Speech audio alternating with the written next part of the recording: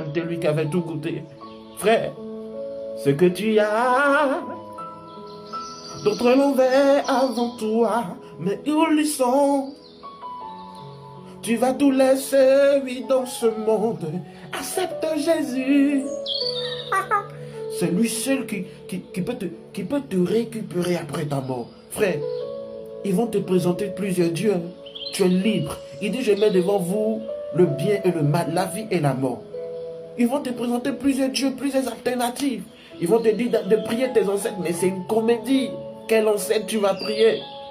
Le seul ancêtre que je dis aux gens qu'on doit prier, c'est Jésus, parce que c'est le seul qui est mort et qui est revenu à la vie. Donc c'est lui qui connaît les secrets de la mort et qui t'a donné la vie.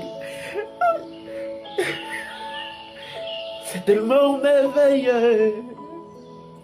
C'est tellement merveilleux, la vie que Jésus donne. Vous savez, frère, souvent je suis là et je me pose la question. Je dis, mais Daniel n'était pas alcoolique. Daniel n'était pas saoulé. Daniel voyait les lions affamés dans leur trou. On va le jeter à cause de qui? De Jésus.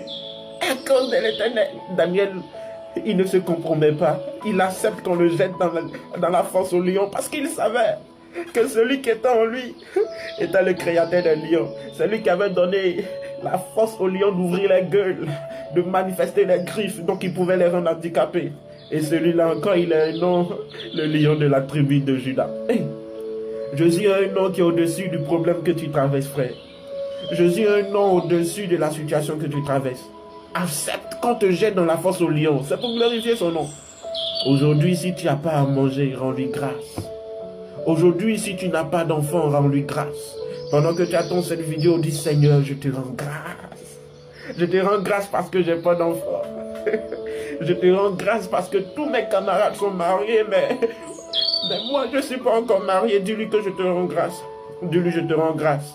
Quand dans mon village, dans ma ville, tous mes amis ont construit, ont une famille, mais moi, je n'ai pas encore de famille. Et ils ont parlé. Ils ont parlé sur la vie de David. Son grand frère lui a dit, je connais ton orgueil. Ça veut dire tous les jours quand David voulait s'exprimer en famille, on lui disait ça.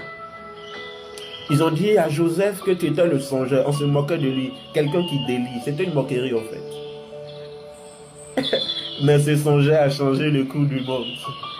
Mais ce plaisantin David a changé le cours de la bataille. Il a donné la victoire à un peuple qui était mal barré. C'est toi là, toi qui m'écoutes. C'est toi qui vas donner la victoire à ta famille qui est mal barrée actuellement. C'est toi qui vas donner la victoire. C'est toi qui vas délivrer. C'est toi. C'est entre tes mains qu'il y a la clé. La seule chose que tu dois comprendre,